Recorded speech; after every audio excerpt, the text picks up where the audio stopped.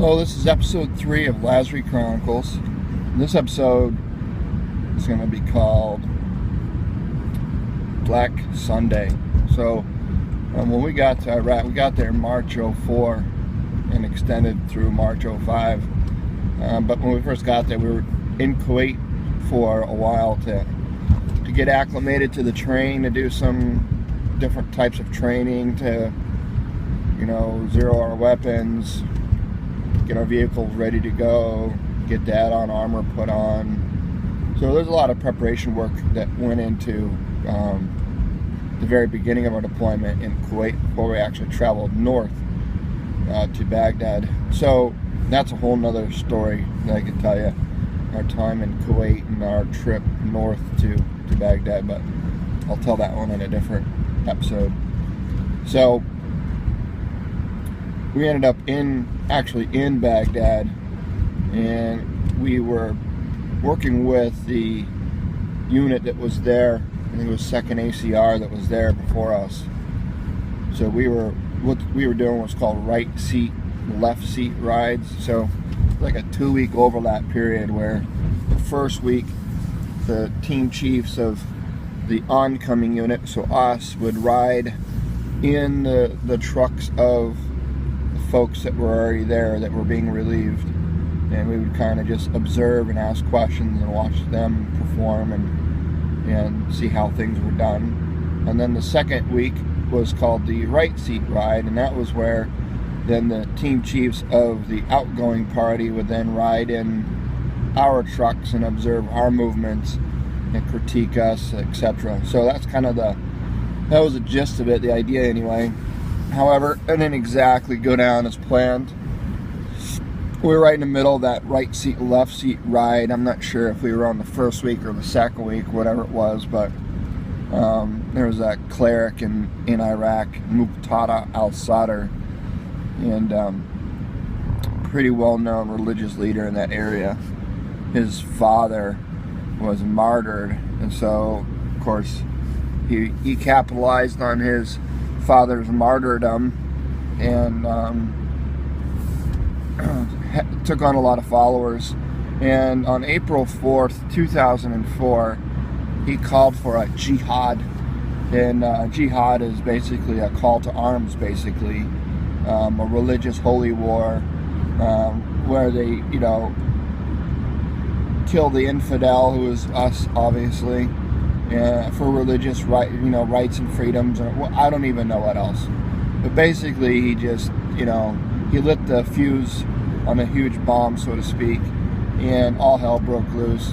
And at the time we were there, we were only carrying equivalent to force protection ammo, and to define force protection ammo is to say that full combat load, like for an infantryman, full combat load is 7 30-round magazines, so that equals 210 rounds. That's what's considered combat loaded for an infantryman or for any soldier. We had maybe one 30-round magazine at the time, and they called that force protection ammo. So it's not a full, it's 1/7 of a full combat load, and it was designed to only provide us personal immediate protection, whatever that means. So we were very ill-equipped, and we brought over our 1st Cav Division, left a lot of our tanks back at Fort Hood. So a lot of the tankers were rolling around in Humvees. We didn't have a lot of Bradleys, so because we had a different mission. We weren't there to wage war, so to speak. We weren't there to kill the enemy. Well, at least we didn't think that's what we were there for. We thought we were going in as kind of a humanitarian, rebuilding infrastructure type capacity. That's what we were planning on or thinking we were going to do. So the bad guys had a different plan for us, and that quickly changed. And so April 4th, so Muqtada al-Sadr called for this jihad, and all hell broke loose up in Sadr City and all over Baghdad. I guess all over Iraq as well, but it really kind of started right there in Sadr City.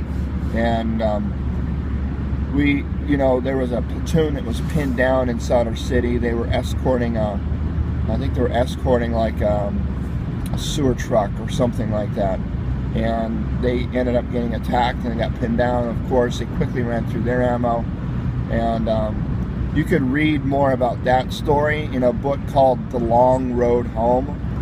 Really, really good book. Explains kind of that whole night, and it explains that platoon that got pinned down. They took some casualties, lost some guys, and overall they ended up spinning up a QRF, a quick reactionary force of guys and LMTVs to try to go in and help them out. But it was just, there was way too many insurgents than we anticipated, and one QRF after another that tried to penetrate that area to lend assistance got ambushed and took heavy casualties. I think that first night alone, we took we lost 8 soldiers and had over 40 wounded. It was quite the experience. And we were the brigade QRF, so of course we were dispatched to lend assistance in any way we could.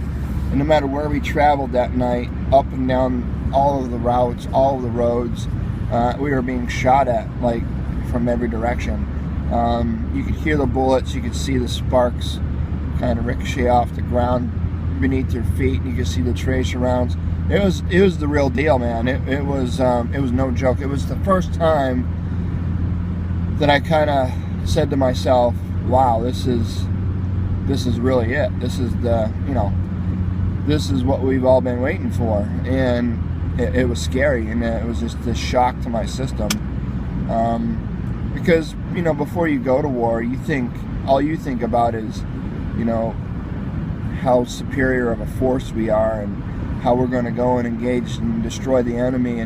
But you don't oftentimes think about that, you're now operating in a two-way firing range and bullets are coming the other direction too. It's pretty surreal.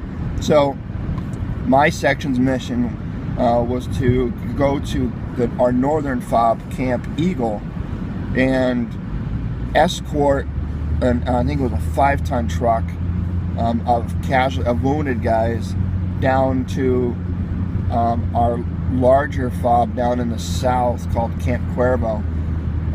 Camp Eagle had a helicopter landing pad, but that base was taking indirect fire and small arms engagements. It was pretty nasty, so helicopters couldn't land in Eagle to casevac the casualties. So my section had to escort these casualties down to Cuervo so they can treat them further down there, and then get them on helicopters and get them over to the green zone, which is where the larger hospital was. So we would escort the convoy of basically dead soldiers and wounded soldiers in the back of a 5-ton truck down to Cuervo.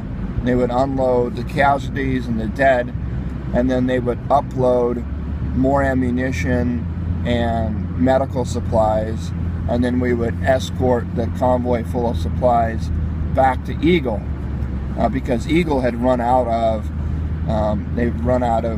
medical supplies. They ran out of oxygen, they ran out of IV bag, saline solution, they ran out of bandage. I mean, they just ran out of everything. They were not equipped to handle this number of casualties all at the same time. So we got back up to Eagle and waited for them basically to offload the supplies, and then they would load up another round of casualties and dead for us to escort back down. So basically this was kind of our mission that first night, was to escort casualties south and then bring medical supplies and ammunition back north. That was kind of our mission. And we took several trips, and we were taking in small arms engagements the whole way. And it was quite the experience, and it was one I'll never forget. And it was our first kind of forged by fire event for my section, and it was just it really brought the reality of what combat is kind of to the forefront for all of us. And my guys performed excellently. I couldn't ask more for them.